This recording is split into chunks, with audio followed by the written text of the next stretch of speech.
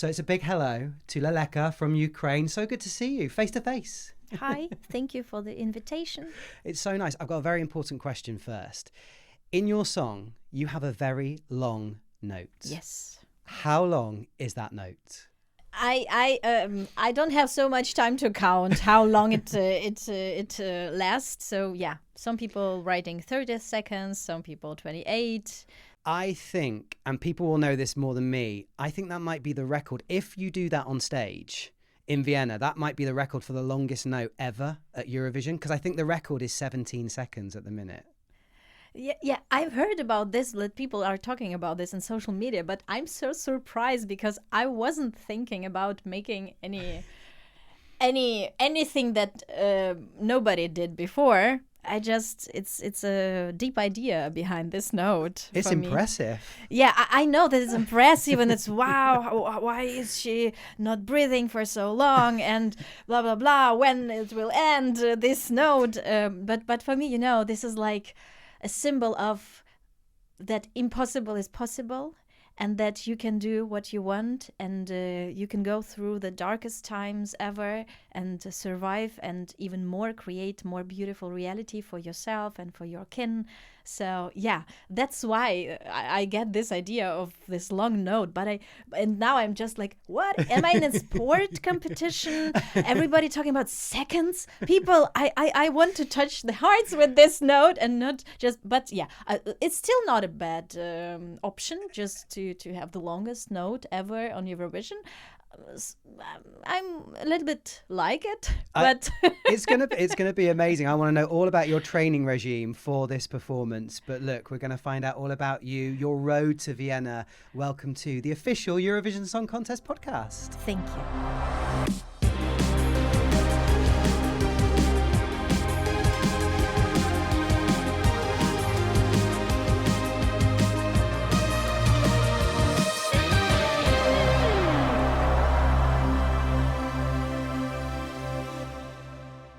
LELÉKA, you are representing Ukraine this year in Vienna. I said this to Tamara from Montenegro. I asked her where was her excitement level on a scale of 1 to 10, right? She said at the minute it's an 8. Where are you at the moment? At the moment? Yes. Right now? Right now. I don't know, 5?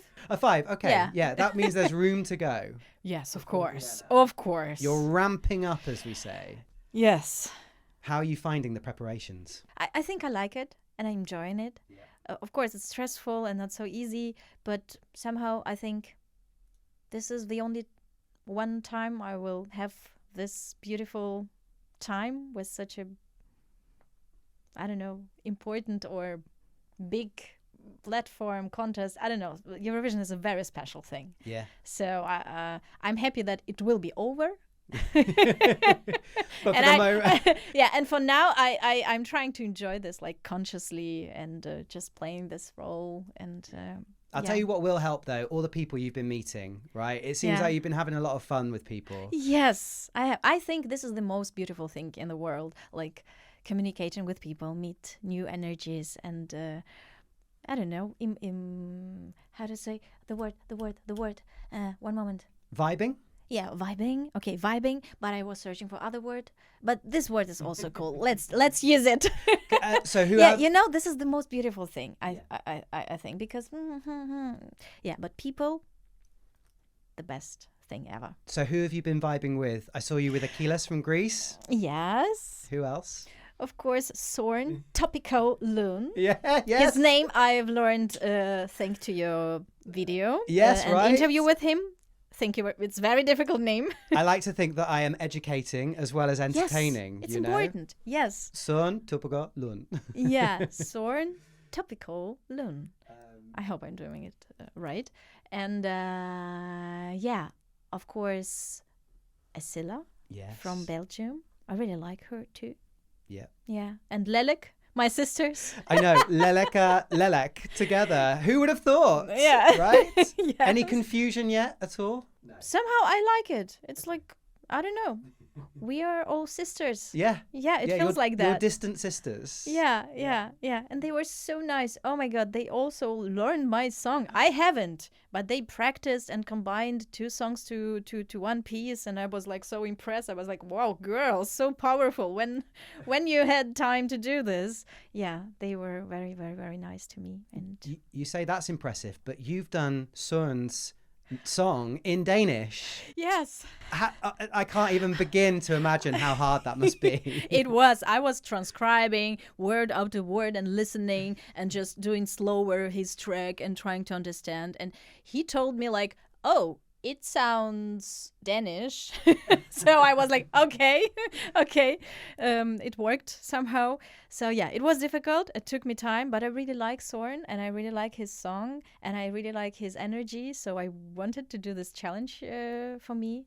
And I tried to do like an a cappella version because this is what I was doing for so long time while I was studying jazz singing in Germany. So yeah, doing everything with your voice and thinking that you're not just a performer, but you are an instrument and you can do everything, like Bobby McFerrin, for example, like harmonies and rhythm. And so I really enjoyed doing that. It's one of the beauties of Eurovision where everybody, I've said this a couple of times, everybody is the same at Eurovision. Everybody is on the same level, no matter how famous you are in one country or another. When you're at Eurovision, everyone's the same and everyone seems to just see each other as their peers, as we say, you know, and appreciates other people's music styles, you know. This is beautiful. This is like the platform where it doesn't matter how famous you are.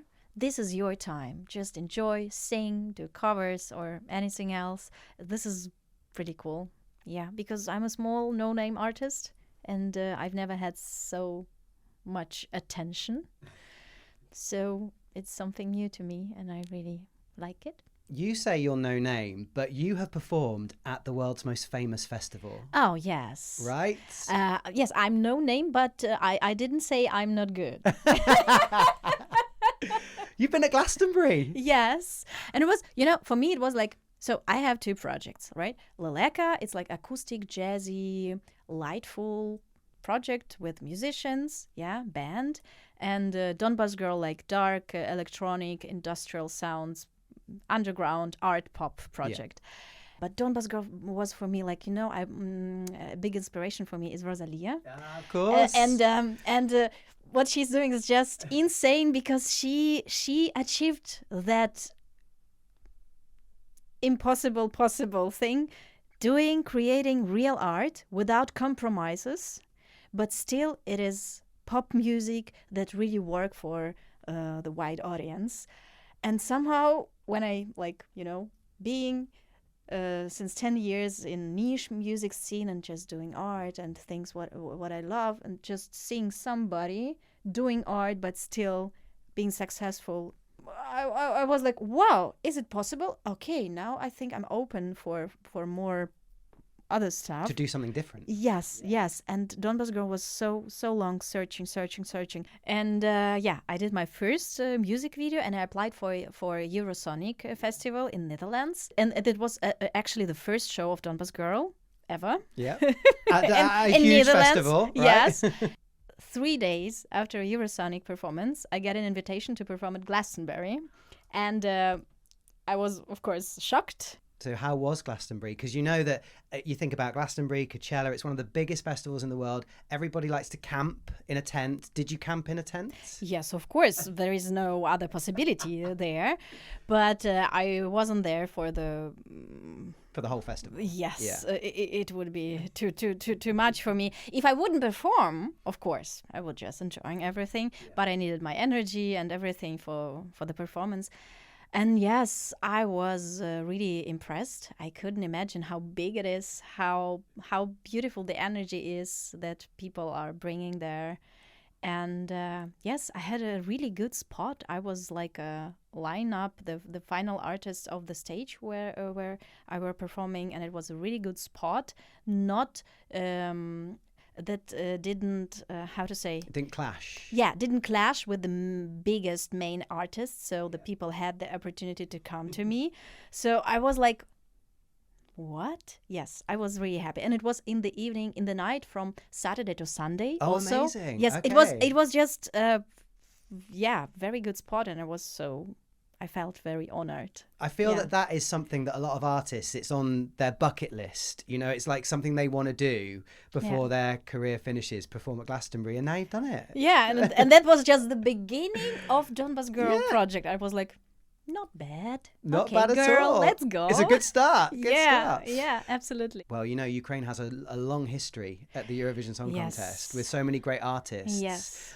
What does your song Ridnym mean to you? It is about this moment when you think that everything is over and it doesn't, how to say, you don't see any sense to continue to live or create, and you just feel very hopeless, and you think like you wouldn't be able to go through all these troubles, but somehow you feel this like 1% of something in you that's screaming to you that no, I want to do this, I want to believe, I don't want to give up, I still want to believe that something lightful in life is possible. And then you just decide to live and create despite everything. And then you see that from this decision, something new is burning. Is birthing. Let's go. Something new is birthing. Yeah, and then it could be higher, more beautiful that you ever could imagine. That it's not just you came back to something normal, you created something even better that you could imagine. And for me, this is what this long note actually symbolizes. Yeah. You know? And this is about this inner power and about that impossible is possible, and you have everything in you to make it possible. That long note is incredible. And you know, lots of people dance on stage and they have to train to dance, right? What do you do to have to train to do that long a note? Like you must have to do so much to protect your voice, right? Yes. Oh, this is very important. Of course, sleep. This is the most important thing. Sleep is good. I love sleep. Yeah, me too. But I could say also, like, I was training the last 10 years doing that because I recognized when I was finishing the song for Eurovision, I understood that, what is my strength? Actually, at every LELÉKA concert, I'm improvising and doing some new stuff. And I always, like, unconsciously doing this for a long time. Just some impro without breathing for even longer than 30 seconds, actually. It's not my longest thing I can do. Wow. And I do yoga and yoga breathing exercises. When you have to, like, not breathe after one breath exercise, and it took like 30, 40 seconds or even 1 minute or even longer. But if you do this exercise, it's not complicated because you are breathing so actively that after that you like feel full of air and you just don't want to breathe. So it's not like I'm just stopping to breathe. It's like the specific of this exercise. This is a science. This is a whole. Sounds like it sounds a lot more complicated than people might think. You know. Yes. It's impressive. I said. You know. Thank you. Right, we're going to find out lots more about you. You are listening to the official Eurovision Song Contest podcast. Thank you for listening to it or watching.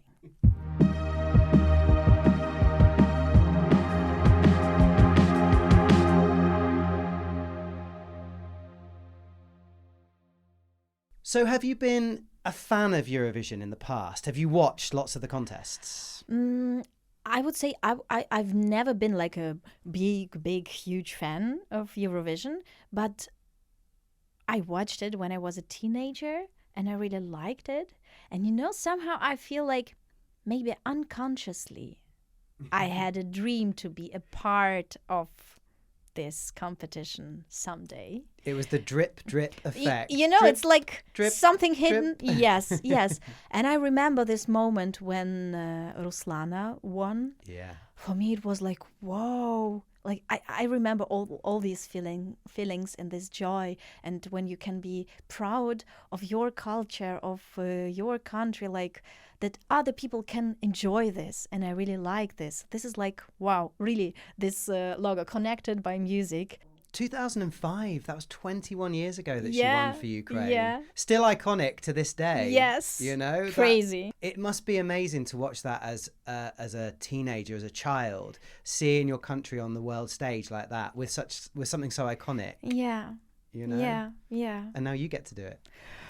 I still don't really believe that it happens to me. Yeah. Have you had lots of support from not just people in Ukraine, but fans all across Europe? Yes, of course. I have a lot of support, and also of my old fans in Germany and in Europe. And they were so surprised when I announced that I'm thinking about applying for national selection. They were like, what? You're doing like acoustic music? Yes, but they are supporting me. So you live in Berlin a lot of the time. The last 5 months I live in Kyiv. Yep. And I really love this because I felt like I was missing this atmosphere when you can go out and you hear your native language everywhere. Yes, of course. I was like forgetting that how it feels, you know? Yeah, but the last 11 years I spent in Germany. I already know from what you're saying with yoga and chill time that this is probably going to be a no, but Rosalía has a song called Berghain. Have you ever been to Berghain? No. That's You know, me neither. Yeah? Okay. Because I'm not a party person at all. No, me not. No, I'm not either, really. Yeah, because I like being alone and learning. I'm really nerdy girl. I'm nerdy too. I love being a nerd. Okay. Also, you did say earlier that you love your sleep, and the Berghain is not somewhere where you sleep. No. So maybe later, someday, I will try it because it's like something that you should try in your life, maybe, because it's so popular and people really love it. But yeah. Here's an existential question. Do you think Berghain by Rosalía has ever been played inside Berghain? I've never asked myself this question. Until now. I just can say I love this song. Oh, so good. I love this song. She is really an influence on you as a person. Yes, for long time, not just with this album, of course. And I think the first inspiration, I can't remember that song, but it was like she was using only vocals, only clutching, and sounds of the motor, or how to say, of a bike. How to say, bike? The bike motor. Yes. The motorbike motor. The motorbike sounds. And I was like, wow, these are so many, only 3 elements you're using, but still this sounds so complex and so beautiful and modern, and it's not. It's interesting to hear it, and I was like, wow. And then I created, like, years after that, I created Donbass Girl, a song named Żywa, which means alive, and I was using only sounds of broken glass for creating the beat. And then I understood, wait a moment, I think this is the result of inspiration by Rosalía, just minimalizing the stuff you're using for creation. And just, because for me, just alive, it's just, it was an image, like I want to recreate, to reborn myself, together, because I feel so broken that I'm not existing. And I don't know, I just wanted to use only these sounds. Yeah, and I'm very thankful to Rosalía for this inspiration. We're going to keep on the Eurovision theme, so we're going to do Ukrainian Eurovision this or that, all right? Oh, okay. I hope I can do it. I don't know all of them. That's okay. Yeah. I think you'll know the ones that I'm going to suggest. So we're going to see which one comes out on top. And they're in a random order, so you pick this or that. Yeah. And then we go around and see what's there at the end. Okay, let's try it. Okay, so Zifferblatt, Bird of Prey, or Melovin, Under the Ladder? Zifferblatt.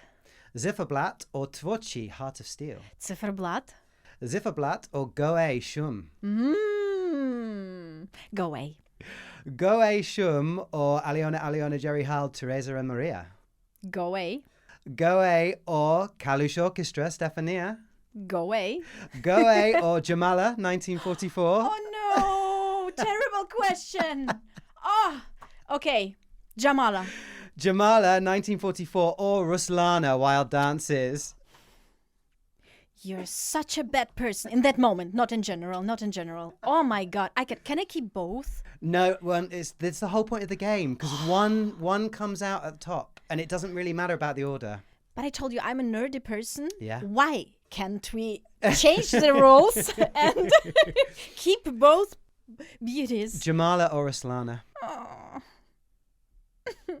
Jamala. Jamala, 1944, the winner in 2016. Yes. And you know, the most interesting thing that I realized in the last time, it was like Jamala won Eurovision 10 years before. Did, yes. It was exactly 10 years before. And for me, this year is anniversary year for my project, LELÉKA. And the craziest thing was that the national selection final was on exactly the day when my band was born.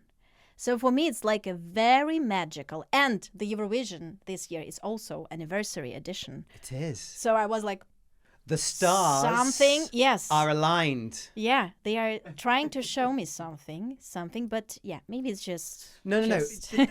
We are the same person. I always look at like strange coincidences, things that line up. I like order. It seems like you're doing this. If there was ever a year for you to do Eurovision, it would be this year because of all those things that you've said. Yes, right? yes. This is the only year, the only one time I would do this. Yeah. Are there any other songs in the Eurovision past, not just of Ukraine, that you have loved? Salvador Sobral. For Portugal. For me, this is like, a soft little song. Yes, soft little song, but this is full of the nuances. You can listen to them, because the whole song is built like you can listen actually to music. And this is like so heartful, so sincere, so beautiful, without trying to show this or that. I was just so happy that he did this and could bring this on to national selection and then win with such a song national selection. But because I think not in every country it is possible to win with such a song. Yeah. So I was like so happy. And at that time when he won, I was studying jazz in Germany. And I remember like the whole Berlin jazz community was celebrating like, whoa, finally, jazz. Jazz has got its moment on the stage. How are you feeling about getting onto that stage in Vienna? I just gonna enjoy it. Yeah. You mentioned Zifferblatt. Have they given you some tips? Advice and tips? Yes, of course. What did they say? They told me exactly this thing. Just try to enjoy everything. Because I think you can do it better than you can. And it doesn't make any sense to push yourself more and more, because I think if you sleep enough, if you eat enough, if you drink enough, you're healthy. This is the best you can do to be like in a condition you can something do. This is the only thing I will try to concentrate in the last weeks. It wouldn't be possible, I think, but I will try. This is my goal, Yeah. And finally, do you have lots of family and friends supporting you? Yes. They've got. I've said to some people. Or what do you mean? Will they come to Vienna? Will they be able to come to Vienna? No. But they'll be supporting from home. But they are still supporting me, yes. I said to some people, maybe they should get your face on a piece of cardboard and wear it as a mask. Oh, no, I don't need it. I just need this inner connection. These all, stuff, visual stuff doesn't matter to me, I think. Yeah, but there will be some Ukrainian flags there in the in the arena. This is cool. I will like it. Seeing a little bit of home. It's been so nice to talk to you and to geek out on Rosalía, because I love her as well. Oh, thank you. But for now, the focus is the Eurovision Song Contest, representing Ukraine. LELÉKA, it's so good to talk to you. Thank you for joining us on the podcast. Thank you very much for having me.